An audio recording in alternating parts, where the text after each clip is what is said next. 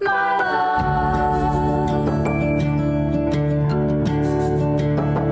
Will you always be my love? Sejam muito bem-vindos a mais um programa Emoções. Estou muito feliz de estar com vocês mais dessa semana e hoje com um tema que é um tema muito difícil, que é filhos preferidos. Difícil porque é muito raro mesmo, encontrarmos pais que deliberadamente expressem a predileção por um dos filhos. Mas se a gente for observar com atenção e cuidado as famílias que estão à nossa volta, a gente vai perceber que esse é um fenômeno mais comum do que se imagina. Por isso, eu quero começar perguntando a você que está nos acompanhando, você pai, você mãe, você tem um filho preferido? Se a sua resposta for sim, você não pode deixar de acompanhar o nosso programa até o final. Mas se a sua resposta for não, eu quero te convidar a ficar conosco também para você perceber se no fundo, de forma inconsciente, você não acaba tendo alguma atitude que demonstre uma predileção. Quero convidar também vocês, filhos, a ficarem conosco, porque ao final do programa eu vou dar uma dica para vocês. Enfim, esse é um programa para toda a família, então vamos juntos, porque os nossos temas de hoje estão imperdíveis. Vai aparecer aí na sua tela. A gente vai falar um pouquinho sobre preferência temporária. Você já ouviu falar sobre isso? É bastante comum. E qual será a diferença entre preferência temporária e favoritismo? Quais os problemas emocionais causados aos filhos que são preteridos e aos filhos que são preferidos? Isso aí, você não entendeu errado não. Os filhos preferidos também vão desenvolver problemas emocionais e você vai descobrir hoje aqui conosco que problemas são esses. Como superar essas dificuldades e por fim eu vou dar dica aos pais e aos filhos. Está imperdível a partir de agora no nosso programa Emoções. Para começar muito bem o nosso programa, a gente precisa entender a diferença entre predileção temporária e favoritismo. A predileção temporária, ela ocorre em todas as famílias e ela é até necessária. Na verdade, ela é um ato de amor expresso uma vez que determinado filho vai ter naquele momento uma demanda circunstancial que vai exigir desses pais uma atenção maior. Vou te dar um exemplo. Um filho que está doente, ou um filho que, por mais que tenha se esforçado, não conseguiu um resultado satisfatório nas provas, ou que terminou um relacionamento de namoro e está muito triste por isso. Enfim, essa predileção temporária é essa atenção especial dedicada a esse filho por conta de forças circunstanciais, que uma vez superadas, a predileção também acaba.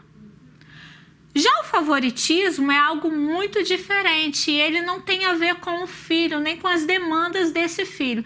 É algo dos pais que vão escolher um determinado filho por alguns fatores que eu vou colocar na sua tela e você já vai entender. Porque o que a gente sempre ouve é, mas por que será que meu pai escolhe o meu irmão? Você já ouviu isso? É claro que tem uns filhos que vão fazer essa pergunta por puro ciúme e imaturidade, mas em muitos casos esse é um fato real. Então, veja aí o porquê desse favoritismo acontecer, até porque muitos pais se sentem culpados diante desse fenômeno que a própria sociedade julga como incorreto. Na sua tela, coloquei 4 fatores que vão influenciar para que haja um favoritismo. O primeiro deles é o contexto do nascimento. Durante muito tempo se acreditou que a ordem do nascimento é o que ditava o favoritismo. As pessoas acreditavam, por exemplo, que o primeiro filho era o filho favorito. Mas os estudos mais recentes mostram que isso não é verdade. Na verdade, o que vai contar para que um filho seja favorito ou não é o contexto. Uma vez que o primeiro filho pode ser fruto de uma gravidez indesejada ou de uma gravidez em meio a uma crise da relação do casal, uma crise financeira, uma situação de doença, enfim. Provavelmente o filho favorito vai ser aquele fruto da gravidez desejada, de uma relação saudável, um momento favorável na relação dos pais.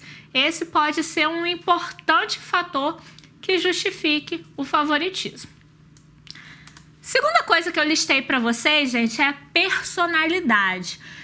Você já ouviu, provavelmente, alguém falar assim: ah, eu tenho um filho, Joãozinho, ele é mais fácil de lidar. Já ouviu isso? São aqueles filhos que obedecem com mais facilidade, aqueles filhos que não dão tanto trabalho, aqueles filhos que demonstram carinho com mais tranquilidade. Então, aquele filho que está sempre beijando, abraçando esses pais quando é mais velho, visitando. Esses fatores da personalidade podem contribuir para um favoritismo. Terceira coisa que eu listei, e essa é que gera mais culpa nos pais, é a afinidade. Sim, afinidade. É muito possível que um pai ou uma mãe tenha mais afinidade com um determinado filho.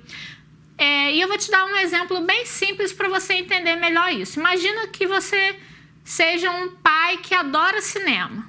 E você tem mais de um filho, só que de todos eles, apenas um gosta de assistir filmes. Então, esse filho, desde pequenininho, é o que te acompanha no cinema. E depois vocês lancham, conversam, passeiam pelo shopping. E essa proximidade vai gerando mais afinidade entre vocês. O problema não é você não poder ir ao cinema, por exemplo, com um dos filhos apenas. O problema é quando a sua atividade de lazer se resume apenas àquele filho. Então é muito importante que, se isso ocorre na sua família, você também dedique tempo para que os outros filhos possam exercitar as atividades de lazer deles com você também. E o quarto e último fator que eu listei é o fator da projeção.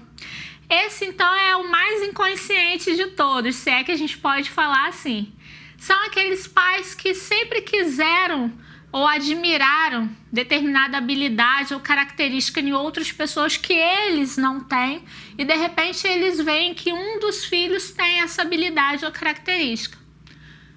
Mais um exemplo para você entender. Imagine uma mãe que sonhou em trabalhar com música, mas não tem um talento natural para isso, não pôde estudar música por alguma razão, enfim.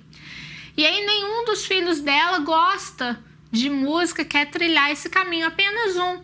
E quando ela vê esse filho com uma habilidade natural para o sonho que ela sempre teve, se esforçando e trabalhando em função disso, isso pode gerar um favoritismo também.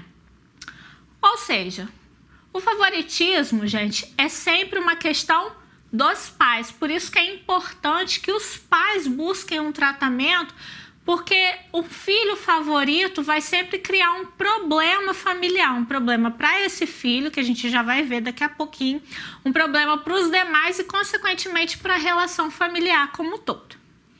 Quer saber quais são os problemas e como superá-los? Já vou te falar.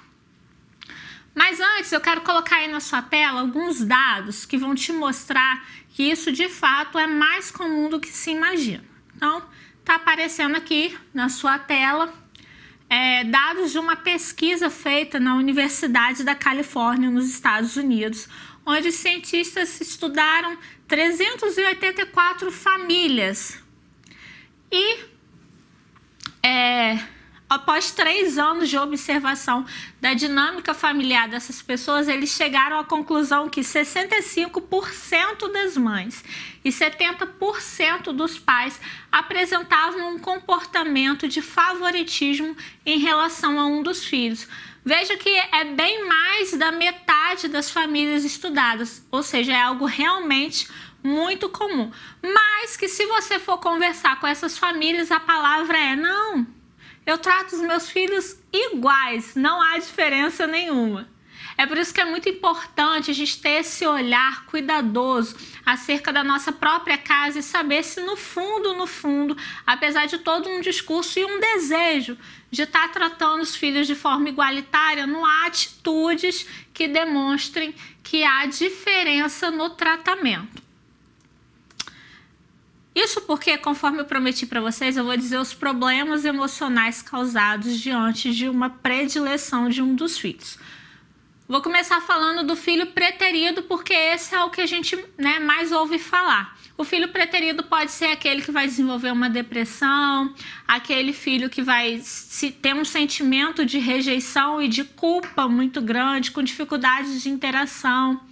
Mas o filho preferido também ele é muito prejudicado, uma vez que a superproteção pode gerar nele uma dificuldade de convívio em sociedade. Então é aquela pessoa que tem dificuldade de lidar com as regras, de obedecer às autoridades, uma vez que ele sempre viu a autoridade dele fazendo todas as vontades. Enfim, como eu falei, é algo prejudicial para todos. Então, papel e caneta na mão, papai e mamãe que está nos assistindo, eu listei para vocês 5 dicas para você tentar reverter esse quadro na sua família. Tá aí na sua tela. Dica número 1: respeite os diferentes pontos de vista. Cada filho vai reagir de uma maneira, pensa de uma maneira. É muito importante que mesmo que você discorde da maneira como o seu filho pensa, você consiga respeitar a opinião dele, independente da faixa etária. Isso não significa aceitar, mas ouvir e respeitar é muito importante. Segundo, evite comparações. A comparação ela é prejudicial tanto para aquele que está sendo colocado como bom exemplo, quanto para o preterido. Então, comparação nunca. Cada um tem seu tempo e é necessário que a gente respeite isso. Terceira, siga critérios igualitários. Se vai dar se os seus filhos, por exemplo, desobedeceram e existe uma regra, é preciso que seja uma regra universal para todos os filhos. Quarto, garanta o espaço de fala de todos. E, por fim, dedique um tempo de qualidade a todos os filhos, como foi o exemplo do cinema que eu falei. Você pode fazer uma atividade com apenas um filho, desde que você também dedique um tempo para fazer outras atividades com os outros, ok? Você, filho, não ia deixar você sem resposta, né? A sua dica é muito importante e também vai aparecer na nossa tela aí. A ideia é, como a gente viu, diferente do que o senso comum diz, não é apenas o filho preterido que vai desenvolver problemas emocionais e sérios por conta dessa posição que ele está na família. O filho preferido também. Então, seja você o filho preferido ou o filho preterido, se você percebe que há essa diferença na relação familiar em que você, vive, por favor, busque ajuda terapêutica. A terapia vai te ajudar a entender melhor a dinâmica familiar, saber qual é o seu papel de fato dentro dessa dinâmica familiar e te ajudar a se autodescobrir nos seus pontos fortes e nas suas potencialidades, de maneira que você possa conseguir conviver em sociedade e ter uma família num modelo diferente dessa que você está inserido. É isso, gente. Por hoje é só. Eu espero que vocês tenham gostado do nosso programa. Esse tema que, conforme eu falei, não é tão simples assim, uma vez que existe muita negação acerca dele. Mas amanhã eu vou falar um pouquinho mais, amanhã é sexta-feira, porque tem as reprises. Eu vou falar um pouquinho mais sobre esse tema na nossa coluna aqui nas páginas do Jornal Diário, a coluna Bem-Estar Emocional. Então não deixem de ler. Para rever esse programa, você já sabe, corre lá no nosso canal do YouTube. O canal é Emoções com a Psicóloga Suelen Mota. Você vai encontrar esse e todos os outros programas no nosso canal e também no nosso Facebook, Suelen Mota Psicóloga. Para mandar sugestões de tema, tá aparecendo aqui o nosso e-mail de contato, coluna bem-estar emocional, @gmail.com. É só entrar em contato conosco que vai ser um prazer responder as suas perguntas. Quinta-feira que vem a gente vai estar aqui para mais um programa inédito. E antes de encerrar, eu quero agradecer ao Claudir do Salão Versátil, que fez essa maquiagem e esse penteado lindo. Se você também quer ficar bonita, corre lá no Salão Versátil. Deus abençoe a todos.